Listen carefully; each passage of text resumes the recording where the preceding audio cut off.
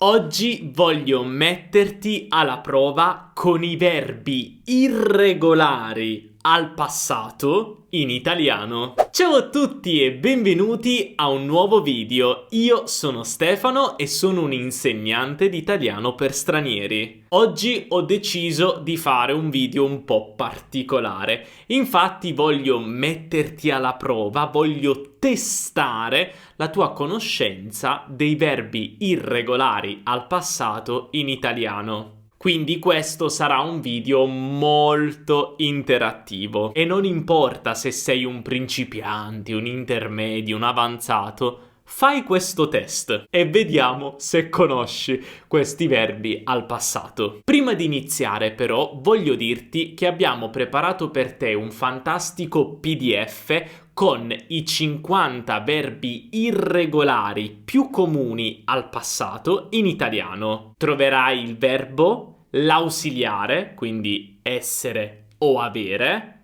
il participio passato irregolare e anche un esempio. È una lista molto utile da avere, quindi puoi stamparla e aggiungerla al tuo quaderno. Per scaricare la lista, clicca qui sotto in descrizione o nel primo commento, inserisci il tuo nome e la tua email e ti invieremo questo PDF. Fantastico, adesso iniziamo con questo test. Come funziona? È molto semplice. Vedrai una frase sullo schermo e dovrai completare questa frase con il verbo giusto al passato prossimo. Io ti dirò l'infinito e tu mi dirai il passato prossimo. Iniziamo dalla prima frase.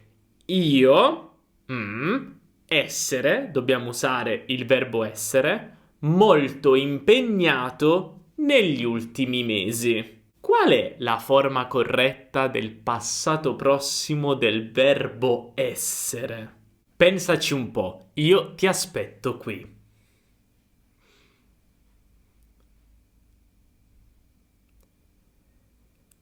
Io sono stato molto impegnato negli ultimi mesi. Ricorda che il participio passato del verbo essere è stato. È un po' strano, lo so. Usiamo anche l'ausiliare essere con essere, quindi sono stato. Ovviamente possiamo anche dire sono stata se sono una donna, però qui avevamo molto impegnato, quindi capiamo che il soggetto era un uomo. Ora passiamo ad un altro verbo, il verbo fare. La frase è tu, i compiti ieri sera? Pensaci un po'.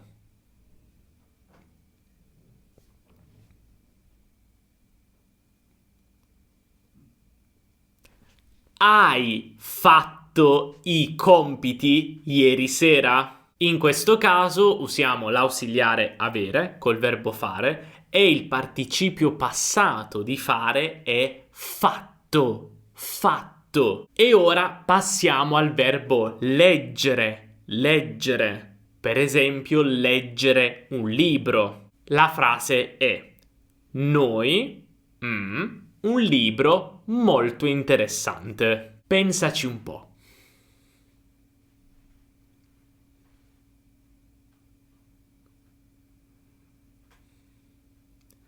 Noi abbiamo letto un libro molto interessante. Usiamo il verbo avere e il participio passato del verbo leggere è letto. Letto. E ora passiamo al verbo prendere, un verbo che ha molti significati in italiano. Prendere può essere questo, no? Prendere gli occhiali, per esempio. Oppure prendere il treno, prendere l'autobus. Ma qual è il passato? Per esempio, io, l'autobus stamattina. Pensaci un po'.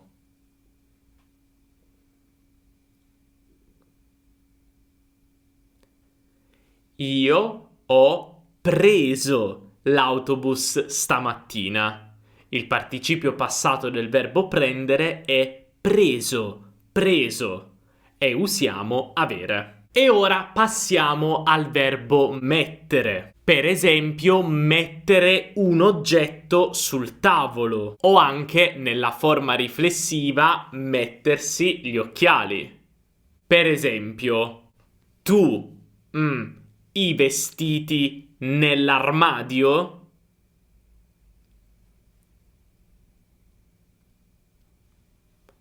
I vestiti. Tu hai messo i vestiti nell'armadio? Quindi usiamo avere e il participio passato di mettere è messo, messo. Ovviamente se il verbo è riflessivo, quindi mettersi, usiamo essere come ausiliare. Per esempio, mi sono messo una nuova maglietta. Mi sono messo una nuova maglietta, cioè ho indossato una nuova maglietta. Il participio passato però è sempre quello, messo. E ora passiamo al verbo dire, dire qualcosa. Per esempio, lui che arriverà in ritardo. Quindi lui a me che arriverà in ritardo.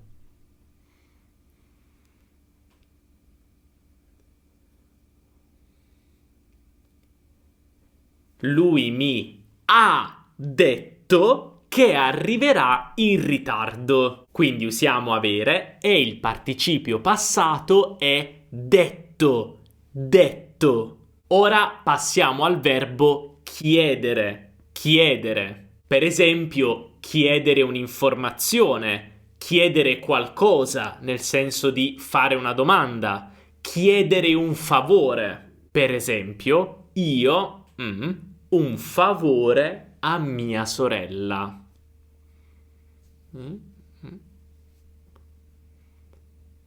Io ho chiesto un favore a mia sorella. Usiamo il verbo avere e il participio passato è chiesto, chiesto. E se una persona chiede qualcosa, un'altra persona risponde. Quindi vediamo il verbo rispondere, rispondere. Per esempio, rispondere a una domanda o rispondere a una richiesta. Vediamo la frase. Voi alla mia email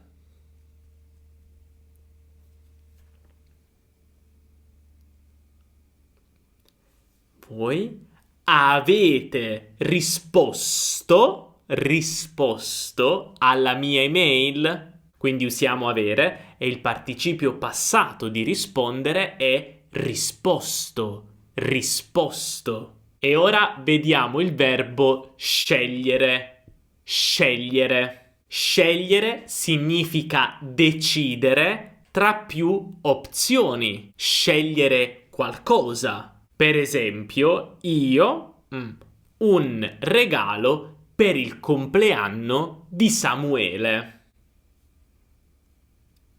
Questo è un po'.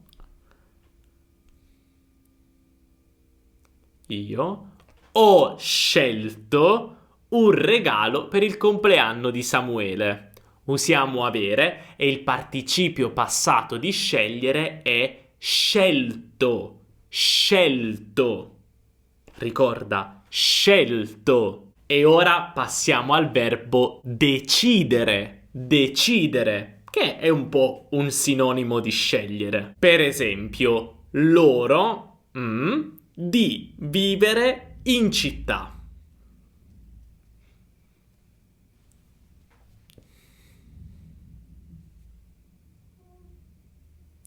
Loro hanno deciso di vivere in città. Hanno deciso di vivere in città. Quindi usiamo avere e il participio passato di decidere è deciso. Deciso. Vabbè, dai, questo non è troppo difficile. E ora passiamo al verbo vedere. Vedere. Per esempio, noi un bel film al cinema.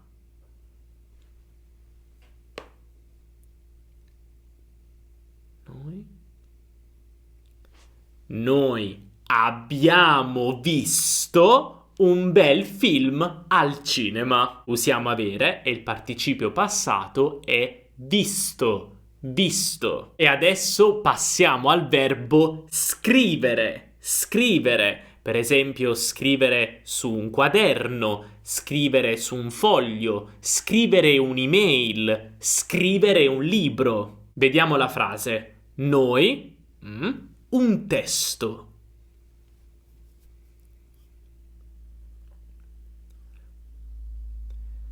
Noi abbiamo scritto un testo. Usiamo avere e il participio passato di scrivere è scritto. Scritto. E finiamo col verbo succedere. Succedere. Succedere significa accadere. Per esempio, un evento succede. Qualcosa succede. Per esempio, una cosa straordinaria.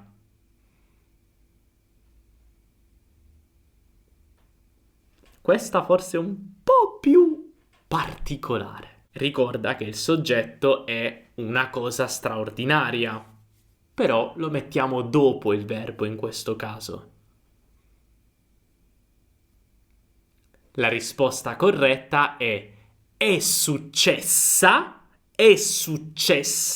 una cosa straordinaria. Quindi l'ausiliare è essere. Il participio passato del verbo succedere è successo, ma dato che il soggetto è una cosa straordinaria, quindi una cosa straordinaria è successa, è accaduta, dobbiamo cambiare il participio passato in successa, quindi femminile singolare, perché il soggetto è femminile singolare. In realtà nel PDF che abbiamo preparato per te, oltre alla lista dei 50 verbi irregolari più comuni in italiano, troverai anche una bella spiegazione, un ripasso del passato prossimo, anche con tutte queste regole del participio passato che cambia, del verbo ausiliare, essere o avere. Quindi se scarichi il PDF avrai anche un bel ripasso del passato prossimo. E noi abbiamo finito con la lezione di oggi. Ti è piaciuta?